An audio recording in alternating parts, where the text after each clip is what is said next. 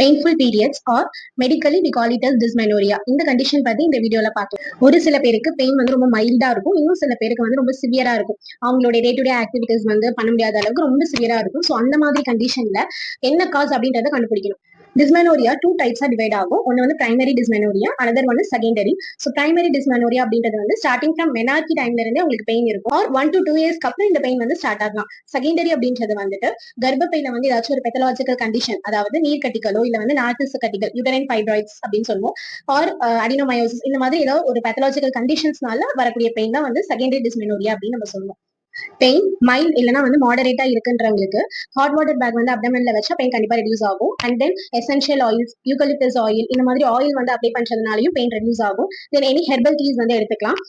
கீரை வகைகள், anti inflammatory and anti oxidants அதிகமா இருக்கக்கூடிய nuts and seeds, chia seeds, flax seeds, pumpkin seeds, then பாதாம், டார்க் சாக்லேட்ஸ், அவகாடோ, இது எல்லாமே அந்த டைம்ல எடுத்துக்கலாம். ஹோமியோபதியில நிறைய மெடிசன்ஸ் இருக்கு. ஸோ ஒரு சில மெடிசன் சொல்றேன். அப்போசைனம், மெக்னீசியம் பாஸ்போரிக்கம், காலோபைலம், வைபர்னன், இதெல்லாம் வந்து நல்லாவே பெயின் வந்து reduce. So eat right, make lifestyle changes and get better in life. Thank you.